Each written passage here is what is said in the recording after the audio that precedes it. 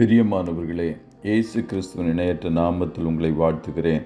இந்த மன்னா டுடே என்ற டெய்லி பாட்காஸ்டை கேட்கிற உங்கள் ஒவ்வொருவரையும் கர்த்தர் ஆசீர்வதிப்பாராக. எரேமியா 8வது அதிகாரம் 22வது வசனம் இப்படியாய் கூறுகிறது: கீலேயாத்திலே பிசின்தைலம் இல்லையோ, ரணவைத்தியனும் அங்கே இல்லையோ, பின்ன ஏன் என் ஜனமாகிய குமாரத்தி சொஸ்தமடையாமல் போனாள் என்பதாக. கீலேயாத்தின் பிசின்தைலம், த பாம் ஆஃப் கிலியாத் என்ற தலைப்பின் கீழ் இன்றைய மன்னாவை தியானிக்கப் போகிறோம். பிசின்தைலம் என்பது ஒரு வகை மருந்து பொருளாய் காணப்படுகிறது. கீலேயாத் என்ற ஊர் பிசின்தைலத்திற்கு பெயர் பெற்றது. யோசேப்பின் சகோதரர்கள் கீலேயாத்திலிருந்து வருகிற இஸ்மவேலர்கள் எகிப்திற்கு கொண்டு போகும்படி கந்த வர்க்கங்களையும் பிசின்தைலத்தையும் வெள்ளைப்போளத்தையும் ஒட்டகங்கள் மேல் ஏற்றி கொண்டு வந்ததைக் கண்டு அவர்களுக்கு யோசேப்பை விற்று போட்டார்கள் என்று வேதம் கூறுகிறது. மரத்திலிருந்து எடுக்கப்பட்ட பிசின்தைலம் சரீரத்திற்கு சுகத்தை தரக்கூடியது. ஆனால் 2000 வருடங்களுக்கு முன்பாக சிலுவை மரத்தில் மரித்த இயேசுவின் இரத்தம் பாவம் என்னும் குஷ்டத்திலிருந்தும் வியாதிகளிலிருந்தும் விடுதலை தர வல்லமை உள்ளது. இயேசு என்கிற பெரிய வைத்தியரும் நமக்கு காணப்படுகிறார். ஆதாமுக்கு அயர்ந்த நித்திரையை கொடுத்து அவன் விலா எலும்பை எடுத்து ஏவாளை சிருஷ்டித்தவர் அவர். ஜேம்ஸ் யங் சிம்சன் என்பவர் அயர்ந்த நித்திரை என்ற இந்த வேத பகுதியை தியானித்ததன் விளைவாக குளோரோஃபார்ம் என்ற மயக்க மருந்தை கண்டுபிடித்தார் என்று சரித்திரம் கூறுகிறது.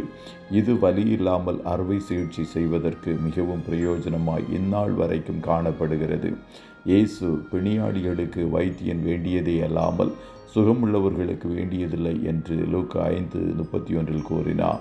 உலக வைத்தியர்கள் சரீரத்திற்கு மாத்திரம் சுகத்தை தரக்கூடும். ஆனால் நம்முடைய ரணவைத்தியராகிய இயேசு சரீரத்தையும் ஆத்துமாவையும் சுகப்படுத்துகிறவர். இந்த பூமியில் காணப்பட்ட நாட்களில் அவர் நல்ல சமாரியனாய் சுற்றி திரிந்தார். ஒரு மனுஷன் எருசலேமிலிருந்து எரிகோவுக்கு போகையில் கள்ளர் கையில் அகப்பட்டான். அவர்கள் அவன் வஸ்திரங்களை உரிந்து கொண்டு அவனை காயப்படுத்தி குற்றுயிராக விட்டு போனார்கள். சமாரியன் ஒருவன் அவனை கண்டு மனதுருகி கிட்ட வந்து அவனுடைய காயங்களில் எண்ணெயும் திராட்சரசமும் வார்த்து காயங்களை கட்டி அவனை தன் சுய வாகனத்தின் மேல் ஏற்றி சத்திரத்திற்கு கொண்டு போய் அவனை பராமரித்தான் என்று வேதம் கூறுகிறது.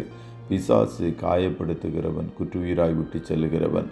ஆனால் இயேசு காயங்கட்டுகிற ரண வைத்தியர். அவர் நம்மை தொட்டாலும் சுகம், நாம் அவரை விசுவாச கரங்களை நீட்டி தொட்டாலும் சுகமுண்டாகும். ஆண்டவர் கேட்கிறார், தான் ரணவைத்தியனாயிருந்தும் ஏன் என் ஜனமாகிய குமாரத்தி சொஸ்தமடையாமல் போனாள் என்பதாக. தலையெல்லாம் வியாதியும் இருதயமெல்லாம் பலட்சயமுமாயிருக்கிறது. உள்ளங்கால் தொடங்கி உச்சந்தலை மட்டும் அதில் சுகமே இல்லை. அது காயமும் வீக்கமும் நொதிக்கிற ரணமும் உள்ளது. அது சீழ்பிதுக்கப்படாமலும் கட்டப்படாமலும் எண்ணெயினால் ஆற்றப்படாமலும் இருக்கிறது என்று பின்வாங்கி போய் இஸ்ரவேலின் பரிசுத்தருக்கு கோபம் உண்டாக்கின இஸ்ரவேல் ஜனங்களை குறித்து வேதத்தில் எழுதப்பட்டிருக்கிறது. கர்த்தருடைய பிள்ளைகளே, இயேசுவை அண்டிக் கொள்ளுங்கள். அவரை விட்டு தூரம் போய் விடாதிருங்கள். கர்த்தருக்கு பயந்த ஜீவியம் செய்யுங்கள். அப்போது நீதியின் சூரியனாகிய அவர் உங்கள் மேல் உதிப்பார்.